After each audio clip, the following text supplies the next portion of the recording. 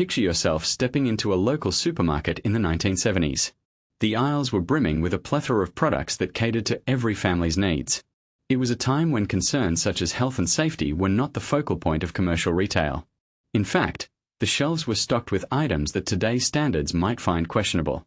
For instance, soap made from coal byproducts was a common sight.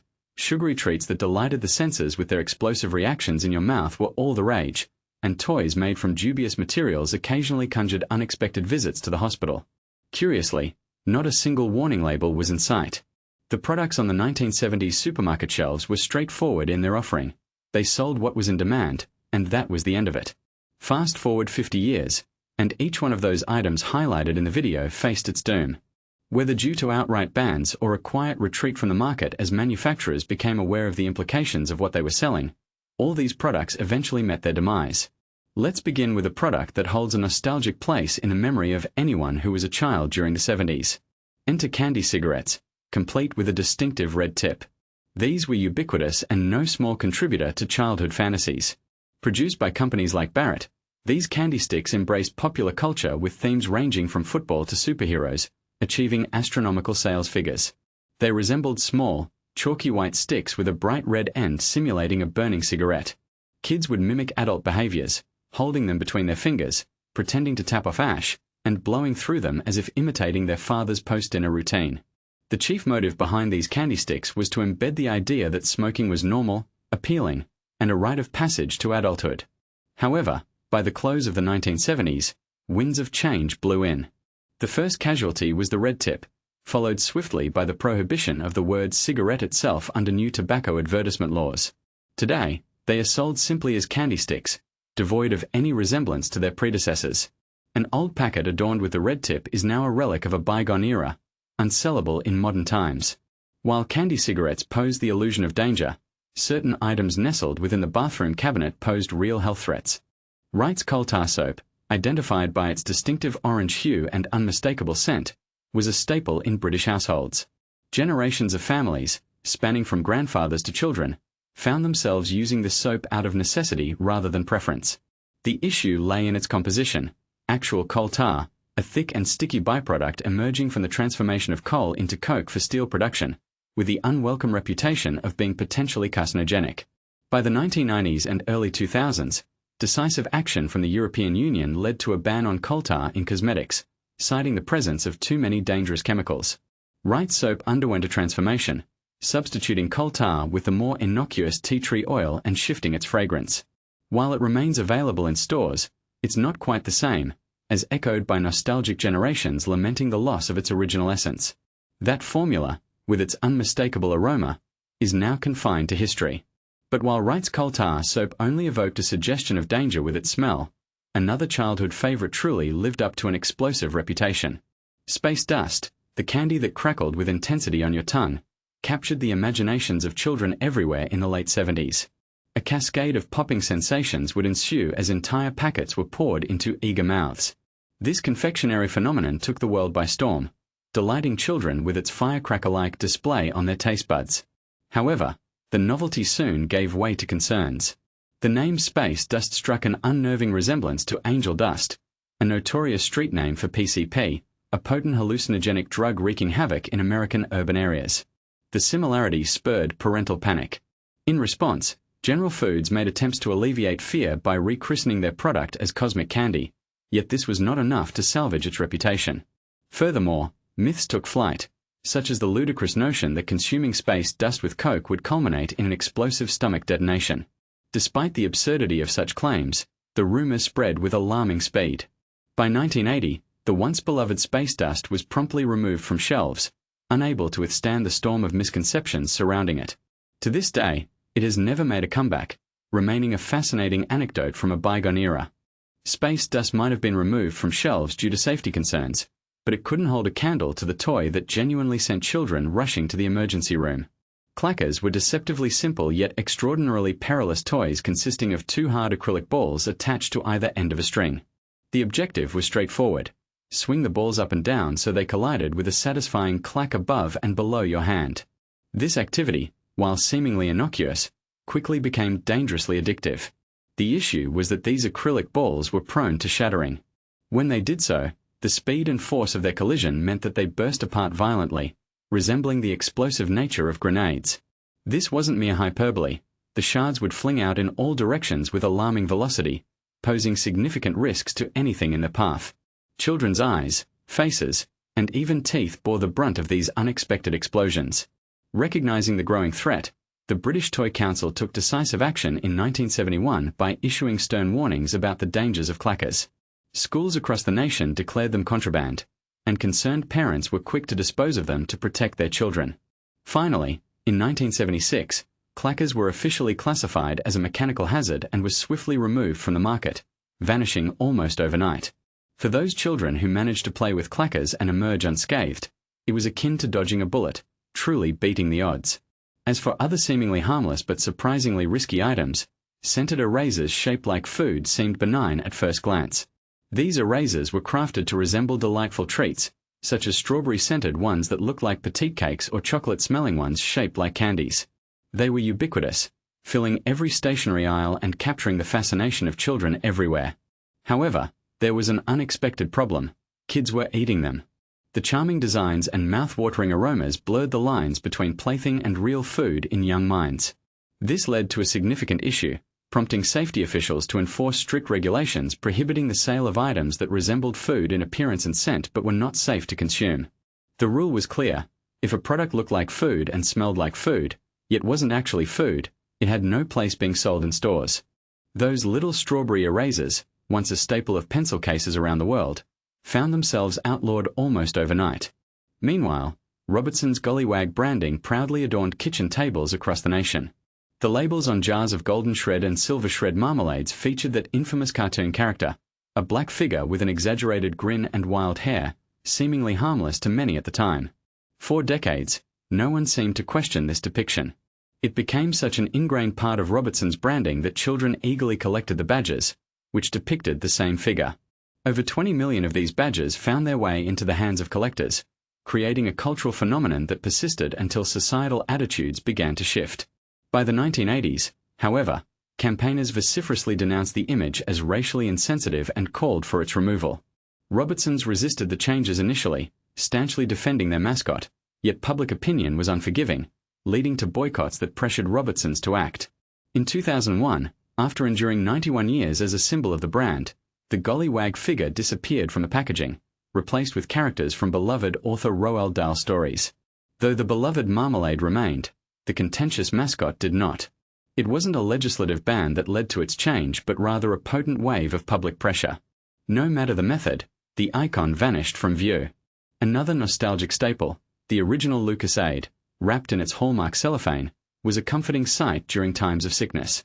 The bright, syrupy orange drink, embraced within its characteristic crinkly wrapping, was once a go-to remedy for childhood ailments.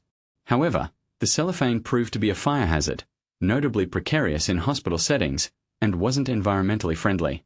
Yet the more pressing issue lay within the bottle itself. The sunset yellow food dye, labeled as E110, lent the drink its vivid hue but was later linked to hyperactivity and behavioral issues in children. As regulations tightened, the chemical components that once defined Lucosade's signature appearance and taste were significantly restricted across European markets. Today's Lucozade, with a softened color and different taste profile, bears little resemblance to the medicine chest staple of yesteryear. Turning to the dairy delivered fresh to your doorstep, unpasteurized green top milk presented a creamy, straight-from-the-farm delight.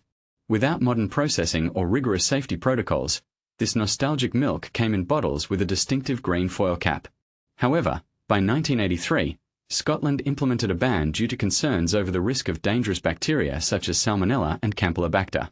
England and Wales also supported stringent restrictions, effectively removing unpasteurized milk from supermarket shelves in an effort to protect public health.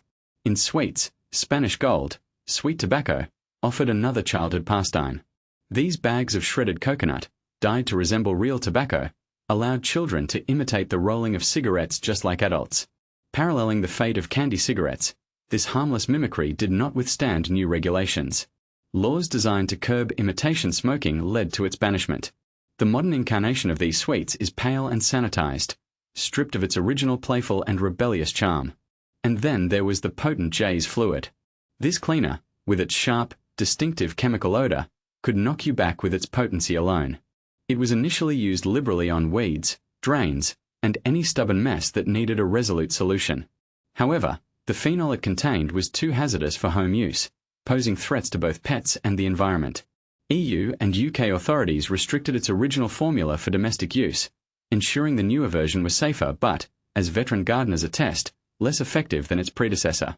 Lucky bags, once a tantalizing offering in the aisles of local shops, comprised paper bags filled with surprise treasures like plastic soldiers, whistles, and the odd sweet treat. No packaging enveloped these toys, which rattled freely without security or safety warnings. The tightening grip of modern toy safety standards, with their CE marking requirements for securing packaging, age restrictions, and strict testing, rendered traditional lucky bags obsolete. Their randomness, once their charm, became their downfall, a victim of progress. Lastly, cyclamate sweeteners rode the wave of the 1970s diet craze. Popular in slimline sodas and tab colas, these zero-calorie sugar substitutes offered dieters a guilt-free sweetness.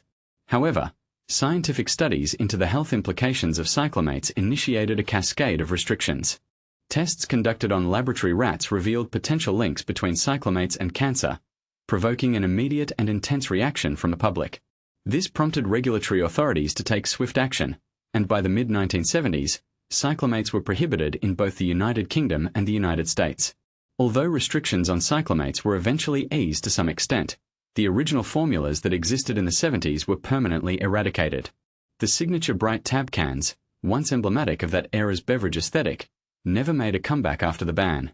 If cyclamates stirred concern among regulators, the neon dyes used in products like Cresta caused even greater apprehension. The beverage, known for its catchy slogan "It's frothy, man," was a fizzy drink that appeared almost otherworldly due to its vibrant, unnatural hues. Ranging from an eye-popping bright green to a shocking bright pink, these colors were practically glowing, unlike anything found in nature. The source of these striking shades was coal tar dyes, which were so vivid and artificial that they later became prohibited in food production due to numerous health concerns. While Cresta still manages to exist in certain markets, the dazzling, intense colors that define the 1970s version of the drink are now banned, reflecting a more health-conscious era. Similarly, during the early 1970s, the use of lead-based paint on inexpensive supermarket toys was rampant. Toys from that time were often bright and alluring, hiding a toxic danger beneath their cheerful coatings. As children played with these toys, they were exposed to lead, their teeth gnawing on toys, their mouths sucking on what seemed like harmless playthings. This led to the absorption of hazardous levels of lead into their developing bodies. The introduction of the Health and Safety at Work Act in 1974 initiated a significant movement towards stricter regulations, marking the beginning of a decisive crackdown on such dangerous materials. Subsequent legislation surrounding toy safety went further, ultimately banning the use of lead in toy production altogether. For those who might still possess toys from the 70s with peeling or cracked paint, it serves as a cautionary reminder. The specter of lead contamination lingers in those artifacts of childhood nostalgia, a relic of less regulated times. The original gold blend coffee jars were an elegant sight on any kitchen shelf, crafted from sleek, thin glass that exuded sophistication. However, this refinement came with a significant risk, as the jars were prone to shattering unexpectedly. Changes in temperature, variations in internal pressure, or simply poor quality glass could result in a sudden and dramatic explosion, scattering glass shards in all directions. These incidents prompted a comprehensive overhaul of glass safety standards.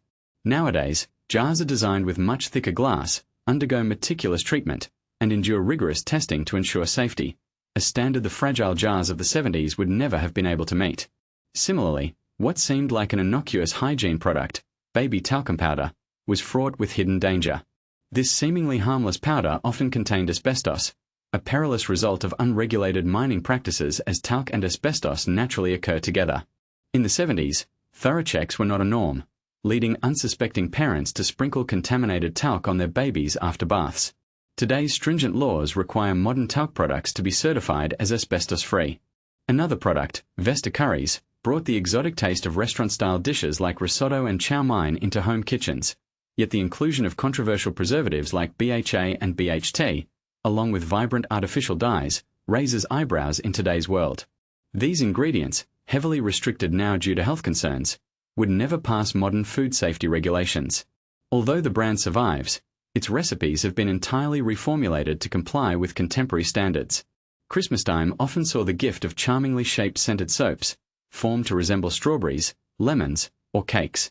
They not only looked appetizing but also emitted delightful aromas that mimicked the real foods, which posed a problem when curious children attempted to snack on them, resulting in frantic calls to poison control centers. Eventually, regulations that prohibited food-shaped erasers also targeted these soaps, leading to their withdrawal from the market.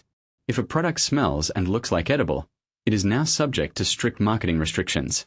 Equally appealing were the soap-on-a-rope gifts, practical for use in the shower yet saturated with heavy artificial musks and synthetic dyes, many of which have since been banned due to toxicological studies.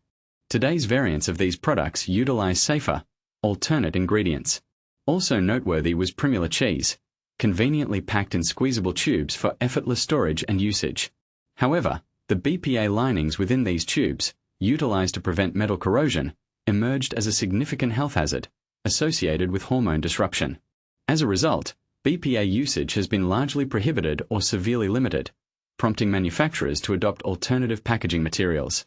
During the same era, canned goods lined supermarket shelves, with brands like Heinz and Libby's sealing their contents with lead soda. This method unfortunately had dire consequences, as the lead leached into the food over time, presenting a severe risk to brain health.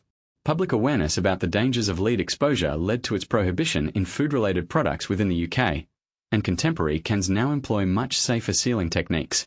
Do you have memories of consuming these products? Share what you miss most in the comments below, and don't forget to subscribe to the channel to keep these nostalgic tales alive.